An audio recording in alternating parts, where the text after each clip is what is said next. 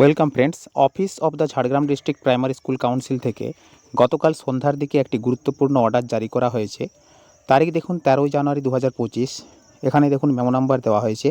অর্ডারটি দিয়েছেন the chairman district primary school council Jhargram district থেকে এবং to the sub inspector of schools all circles Jhargram district, অর্থাৎ ঝাড়গ্রাম জেলার সমস্ত সার্কেলের অপর বিদ্যালয় পরিদর্শকদের উদ্দেশ্যে এই অর্ডারটি দেওয়া হয়েছে।